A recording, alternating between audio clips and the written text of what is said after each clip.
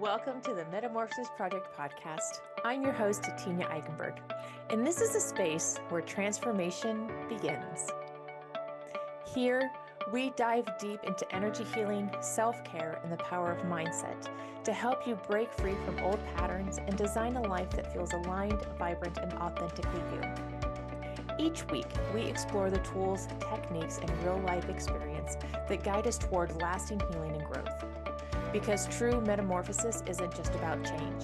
It's about becoming who you were always meant to be. Now, let's get into this week's conversation.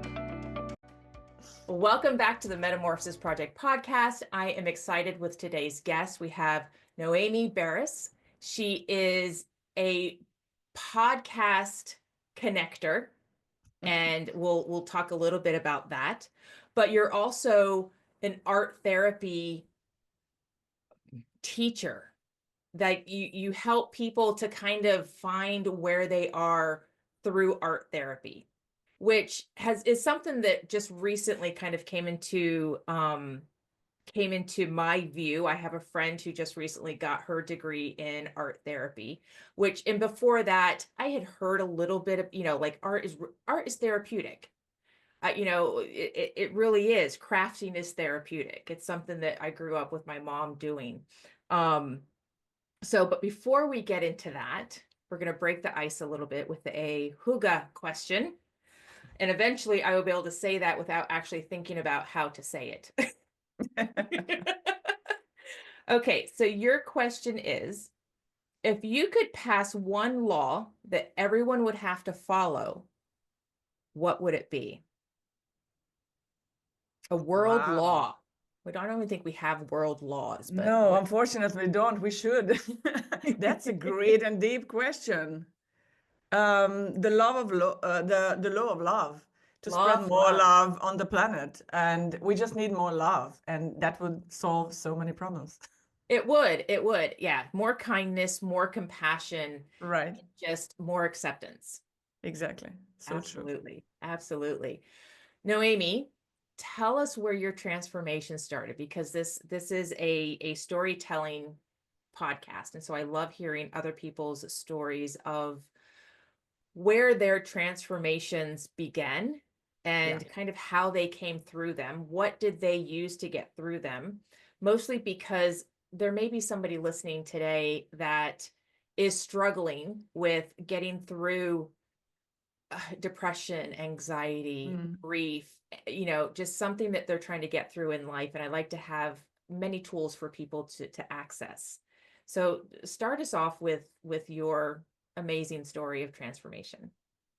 My transformation story started when I was quite young, because I think we all have different transformation, like milestones in our lives. And so I had a few. The first and probably the most important one happened when I was an exchange student in Denmark.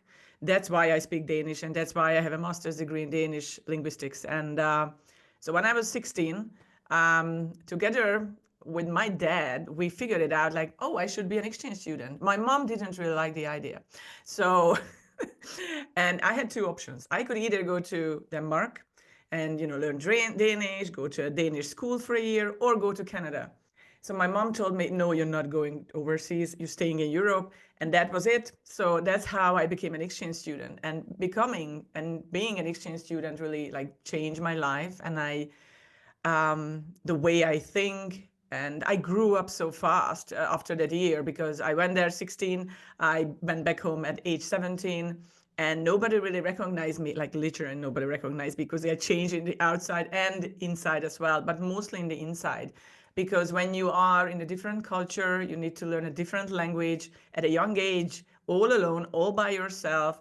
You have to build up basically all your relationships there and make friendships there from different people from all around the globe. I think it's a really eye-opening experience for anyone, for a kid, for a teenager, or even for an adult. And I always loved traveling. So my love of traveling started when I was a kid, and 5-6-year-old with my parents. We traveled a lot, and this has just continued. And so the biggest milestone, biggest turning point that changed really my life was when I became an exchange student. Then the second biggest one was when I moved to Ireland with my husband, and we started our life there together.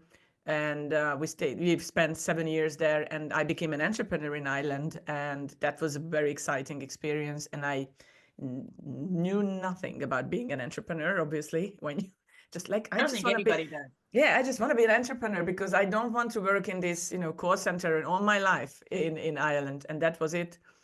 And the third and biggest, and probably the hardest turning point in my life was when my dad was diagnosed with cancer in 2017. And he passed away in 2019, just before COVID. And then lost a business because of COVID and lost my grandma to an accident. So 2019 was a very tough year. And 2022, because I had to, start a whole new business, a brand new business from scratch, plus dealing with my own trauma, tragedy, grief, anxiety, everything. So it was really, really hard. So I think these are the three major turning points, milestones in my life that really changed my life. Yeah, I can see that. I can see. I noticed that when my daughter moved out, and that, I mean, I think she was 21 at the time when she moved out, but she had to move out in order to grow. And so I think it's important for kids to definitely find something where they can leave the nest for a period of time, because it does help them to grow, to get out of their regular environment. So it sounds like that's what the exchange student program did for you. Was Yeah. it took you out of that environment with your parents and stuck you in one where, yes, you had another family that was there to support you, but there were things that you still had to figure out on your own, because you were essentially on your own. Yeah. True. Very And true. then well, marriage is gonna be a transformational period anyway. And so then you moved from where you were living to a whole nother country. Yes, true. After university, I was just like, okay, let's go. And I was just married for 5 years. Okay, let's move to another countries. And that was it. Yeah. So that's definitely, I mean, that's a huge move. How old were you when you moved to Ireland? Oh gosh, I was 24.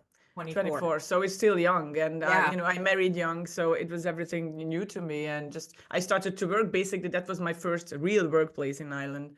And like maybe second, okay. I had one in Hungary too, but that didn't really count. And so no, it was just like 6 months, and that was it. And so yeah, that was my real workplace. Starting like kind of your real marriage after you went to university. So yeah, it was an amazing time. Yeah. But then 2017, and your dad gets diagnosed with cancer. Right. And I can't imagine how impactful that is, with the understanding, I'm guessing eventually, that there wasn't anything that you knew you could do to help. Not really. I researched everything. Obviously, you try your best, and we tried all kind of holistic approach, everything and anything. But Yeah. yeah, I mean, Yeah. fine. I mean, fortunately, he stayed with us for 2 more years until Right. 2019. So we were just blessed to have those years, or Yeah. not. Depends. It's because of the I suffering. would say you were blessed. Yeah, we were blessed. We were blessed. And yeah, Not easy, but blessed. yes, yeah, Yeah, absolutely. So 2019, I think, was a hard year for a lot of people. yes, That was when my healing journey really came to a head, was in right. 2019. And so, and a lot of other people have said that things started to show up before COVID, Mm, that they needed to address, they needed to deal with, and they really pushed things away until COVID hit, and they were forced to kind of look inward and try to figure out, what is it that I need to feel better, not fix myself, but to feel better. yeah. And so, did you find that that's what kind of happened? Was, your dad passed away, your grandmother passed away in 2019, and did you just kind of like try to push stuff away until, like, you could not push it away anymore? Yes, correct. I mean, that was it because I'm an only child and I had to support my mom and, Wow. organize all the funerals and everything. So it was a lot going on. Plus, we have a son and who was like 7 at the time. And actually, my dad passed away on my son's 7th birthday. So it was Oh, also, so his birthday is coming up actually next week and my dad's death anniversary. It was horrible, and because there was so much going on, and the business was dying because we had an online travel related business, yeah. and because of the pandemic, it was just like from one day to another, it just disappeared basically from the planet. Yeah. And we had to figure it out what to do next, and have to figure out to start a new business. So I didn't really have time to kind of grieve or to deal with my anxiety and stress, but that was palpable. So I felt horrible, and I have like panic attacks and everything was going on. But then pandemic happened, and the whole just turned upside down. And actually my mom stuck here in Cyprus because we moved from Ireland to Cyprus, and we've been living in Cyprus for almost 14 years now. So she stuck with us. Pandemic happening, my son is online schooling in full swing, which is drove the whole family crazy, I think, and a lot of families in the I, world. I am so thankful that my kids were out of school by the time COVID hit and I did not have to deal with that. Like It I was can't it was imagine. tough. It I was do think, tough. yeah, Yeah. I do think that if my kids were younger, like I think they would have done better if they were homeschooled, but that's Yeah. totally different than Yeah. online virtual school. So I am so Yes. sorry. Thank you. I appreciate it. Nobody knew what's going on, not the teachers nor the kids. No, And even my son, he didn't really use computers because only at age 7, he right. just, yeah. So that was it. So I was basically sitting with him almost 24/7 and with the teachers, and it was a lot. And then during the night I was working and, starting to build up a new business. So it was a lot. Yeah. And then I realized that like I can't watch the news anymore. I can't have that kind of negative energy surround me. So what I did, I stopped watching the news, I stopped reading the news, and I somehow started to create this bubble around me, myself. And so I had a ritual. Every evening, went into my bedroom. I was in the bed because I'm an artist. I'm a mixed media collage artist. So I started to basically make these collages on canvas, sewing them together, my childhood memories, my travel memories on these canvases. It was like a diary of my life, basically. And that's what I started to do every single evening. I put my headphone on, music, podcast, audiobook, you name it. And I was just in my bubble. And that's how my healing process started, because that was my self-care practice. I got just fed up with the world, and okay, I'm not doing this anymore. Let's Right. just go back to art because this is what helped me before, and I know this will help. And it took me some time. It took me many, many months, and it was life-changing. It was a life-changing experience. So where do you find your materials for I see those some of your collages behind Yes. you. Yeah. Yeah, they Yeah, are. my eye has been catching the one with is that a handkerchief that's uh hanging on the the, white? the this Yeah. one, Yeah. it's actually not a handkerchief. It's oh my gosh, it's like a traditional Hungarian folk art, basically what you can Okay. see. And it's a cushion cover or something, like an Okay. old Okay. cushion cover Yep. basically, and I just cut it up. I got Okay. it from my cousin, and I have lace and everything, like lace from my grandma's um, place. And I just love to incorporate everything that basically comes from my culture. It's kind of an homage to my Hungarian heritage. Yeah. So that's what I did there. Yeah. Yeah, it's beautiful. Thank My eye keeps moving right to thank it. you. So you started doing this during the pandemic. Where did Mhm. you find because everything was shut down. So Right, right, where did you find your materials that you used to help you through right. all of this? I love repurposing and recycling. I'm really into it. So I had a lot of, and plus I was an artist before the pandemic too. So I had exhibitions, group exhibitions in different countries. So I had a lot of material at home, but I Mhm. didn't really have, for example, canvases. So what I did, I just basically ripped apart a couple of them that I didn't like, and I just started to repurpose them during the pandemic because I couldn't buy anything, especially not in Cyprus because it was really, really strict. Like everything was so strict. And this is not the word of Amazon, next day delivery or whatever. So you don't do that here. Like we wait a month for something to That's arrive. for So me who lives in the United States, where I can go onto Amazon right now and it will say, if you order within the next 6 hours, it'll be here tomorrow. yeah, that's not going to happen here. No. That's you don't think about that if you're not in that world of snail mail. Right. You take advantage of it.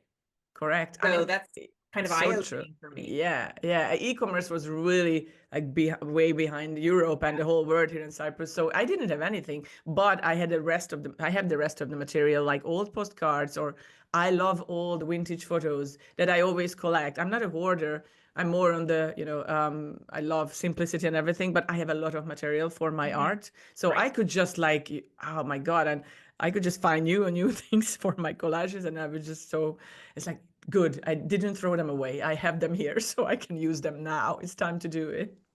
Now, did you have your degree in art therapy before you did this, or did this kind of direct you to get that art therapy degree? Second option, yeah. Okay. Actually, everything is evolved from that moment. Okay. Because when I realized that art can really help me to heal, and I started to feel better, every day, just taking those small steps. So I realized that, like, if I can do that, or with myself and the way I can help myself, I can help other people too. And I don't do courses or art therapy courses or anything like that. But what I do, because I am in the podcasting world this is my 5th year, because our company just celebrated its fifth birthday. Congratulations. Thank you. So what I did, so let's go on podcast and let's share this with other people. Yeah. Let's share with the audience and the listeners. So if I can just help one person, and that's huge for me. So I did a course. So I ended up doing a course on art therapy, positive psychology, another one on color therapy, and I'm keep doing them because I love doing courses, and just I love just You like learning. learning. I'm a life learner Yeah. for sure. So that's how I ended up there. Yeah. And so how did these collages help you to move through your grief of losing two family members in the same year? It the monotony of sewing, the monotony of making art really helps, because you just focus on the project you're Right. working on. The world stops, and because it's so repetitive, it's so soothing, nothing really happens. For me, it was always like a form of meditation. So Mhm. it was just really calming me down. I didn't even meditate back then. The meditation came later too, into my life. And I knew, and I was like, since I was a kid, since I was a teenager, I always loved art and like coloring or painting. And I knew that, and I felt that. As an only child, I spent a lot of time by myself. And I felt that, like, if I do this, time flies. And I really enjoy it because it soothed me. And so that was it. And it's just so easy to do any kind of art. You don't need much to do that. You can just doodle, you can just knit or cook or sing or drum, and you don't need to be an artist in order to do that. So that's why it's so powerful, because everybody thinks it's like, oh my gosh, I was never a creative type of person and I can do that. Like, yes, you can. Mhm. We are all creative. We were born creative. It's just society, school, they just kill basically the creativity, the whole creativity process within us. But it's there. It's always there deep down in our soul and body. It is. It is. I have tried crocheting so many times. I'm really good at making a snake. Well, see, Yeah. there you go. There you go. I do I like needlepoint, like cross Yes. stitching. Yes. Um but as I've gotten older, it's gotten harder. I mean, Mm, I'm not that old, but like seeing those little squares is not I as, know. I know. and so you do have to, find different things that are going to help you through. And I love that you kind of tied this into like a meditation, Mm, because crafting, doing art is meditative. People yeah. think that meditation has to be Lotus sitting position and right, exactly. And you're sitting there and you're doing nothing. And that's not entirely true. mm, If you want to do that kind of meditation and get into a transcendental space, absolutely do that. However, if you're just doing it for mindfulness, if you're doing it for healing properties, meditation can be washing the dishes, painting, Yes. collaging, anything that's going to just bring you some peace and some contentment. Yeah. And you just need to find the things that you light you up. Like for me, I was how old I was? I was 40 because I'm 45 now. It's not a secret or whatever.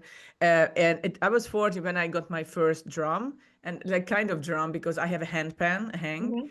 and I got it for my birthday from my mom. And so that's when the whole drumming thing started. So Yeah. for me, I'm not a professional musician, but I love drumming. So I have a handpan, I have a djembe drum, I have a frame drum, a tongue drum. So I just started to collect them and started to play on them. And it doesn't matter how old you are, you can start whatever age, and it Yeah. really lights me up. And I drum every morning. Maybe the neighbors, they don't like it that much, but I do it anyway. So Who cares what they think? exactly.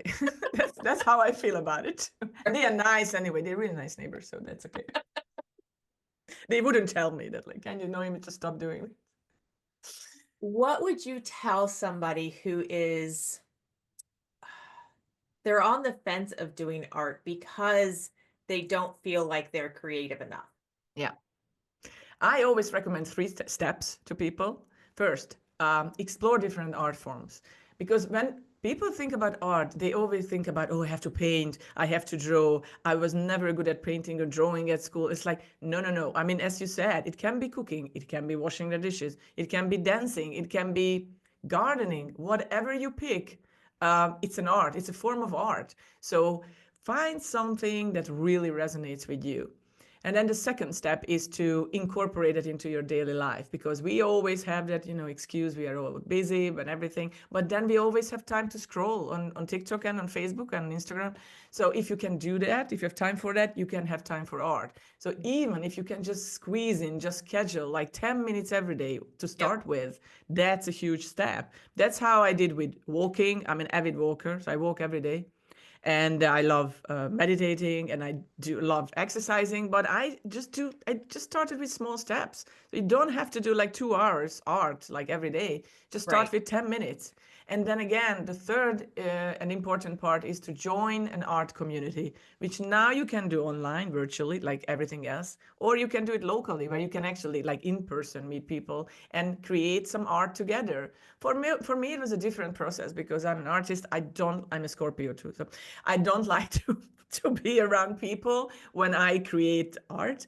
Mhm. But you can totally do that because it's again the sense of belonging, and it will provide you support, make new friendships, relationships with people. And that's the beauty of it. It's not just about art, it's about community. It's Yeah. about feel seen, heard, valued by other people in your community, and again to feel loved by them too. So it's part of the process. So I think it's important. Yeah, I love that. And I think it's important to put a little note in there for people who, when you start out doing art, do not compare yourself to somebody who's been doing the art for 20 years Right. or Correct. 10 years or even 5 years. Art is so subjective. Yeah. I was watching a movie this morning on Netflix. I think it was the stories of AJ Fickery, and his daughter wrote a story, and she came in third in this short story contest. And he was like, you can't go off of what other people say because it depends on what's going on that day. Right. They may look at the art that you made of using your grandmother's lace, and their grandmother just passed away, and they may connect to that piece of art and absolutely Mm. love it, and want to pay $10,000 for it if you're selling it. Yes, please. Yeah. But No. they're right. But somebody else may look at it who did not have a good relationship with their grandmother and just Mm, totally despise your work of art. exactly. So it's important to not take what other people say personally, Yeah. because it is your art, it is your healing, it is what, don't let others validate where your healing is at. So true. Tanya, that's so right. And it's not about you, it's about them. Right. It's about your baggage. It's not about your life, and it's not Right. about your things. Yeah, that's important too. I love how you have taken and collage making is an art form that you don't hear about very often. No, no. And I started with like a paper collage, like cut and paste collage, like Okay. glue, scissors, paper. And Right. so when people ask me, it's like, is that hard to make? No, I mean, my 4-year-old son could make it. Like he was Right. allowed to use the scissors and Yep. everything. And kids can make collages. I mean, you can make collages. It's so easy. And I clearly remember my first collage I made in 2012, and before my son was born, and I was expecting him, and that was my first collage was made, and I still have it. It was like old buttons and textiles and pictures on it, and it was a very special moment. That was the moment when I started making collages, because it was an art form that has basically, it has no rules. You Right. do whatever you want, especially mixed media. It's not like the perfect line or the perfect color or perfect whatever. It's Mhm. like it just came to me, and I started doing it, and it's just amazing, like how you can express yourself, your thoughts, your feelings with just collages. Yeah. It reminds me of vision boards in a way. Yes, yeah, actually that So was if, on my if mind people while I was talking. yeah, if people have created vision boards, you can Mm, create a collage correct, and yes. use the materials that you have already. We have so much stuff as human Yes, beings. We have yeah. so much stuff. Use what you have in your home to make Mm, these collages, to yeah. make your art, to repurpose what you already have instead of going out and buying more stuff. And this isn't like, not like, if you need paintbrushes, go buy paintbrushes. If you need decoupage glue, go buy the glue. But you try to use what you already have in your home in order to create something that's going to be healing for you. Yeah, I'm all about decluttering. That's my side, Yeah. I wouldn't say side hustle, but like kind of side interest, that I'm really into it. And as you said, we have so much stuff at home. We have old books, we have old magazines. Yep. There's so many things. Like I use my like piece of childhood's clothing that I incorporated into my collages, or my son's clothing that I kept, but I wanted to use it on a canvas. So yeah, we have it. You have it at home. You don't need to buy anything, basically, just a few things, and yeah, it's ready. It's there. Yeah. No, Amy, talk a little bit. Let's shift gears just a little bit, because I do want to give you some time to talk about your podcasting business, Yeah. because that is how we met. Was Yes. you had actually pitched a couple of your clients Yeah. onto the podcast, and then you're like, oh, hey, can I come on? And I was like, absolutely. And I So appreciate that. it's podcast connections, Yeah, and correct. this is the business you've had for a little over, going on 5 years, or a little over 5 years. 5 years. Yeah, we just Okay. celebrated our birthday in April, at the beginning Okay. of April. So that was our fifth birthday. That was basically the big second business that we did. And yeah, and I just love it, because I realized that I was only doing content create only, but no, so I was doing content creation, social media marketing, online marketing in our previous business. And I was more in the background. But this business just came with so many opportunities, like networking with people from all around the globe. But I'm sitting in Cyprus. I live in Cyprus, and it's so far from everything. It's like, I don't know, like 5,000 miles from the East Coast, from the US, and Yeah. I connect people within the US and connect to shows and connect them to each other. And I think that's just the beauty of it, that to help them to share their stories, and help there to share their knowledge across the globe through podcast guesting. And I think it's just so powerful. And it's I read about it. I share a lot of information about podcast guesting, and it's kind of the 21st century's new networking forum, because that's how you meet people. That's how I met you and other great hosts, and it's amazing, and I love it. Well, I love your story. I Thank you. love that you came on here to tell it, because there are so many, it's one of the reasons why I do this podcast, is there are so many ways to heal. There isn't just my way. There Mm, isn't just another coach's way. There are so many different ways to heal, and there are so many different ways to incorporate all of them together to find Yeah.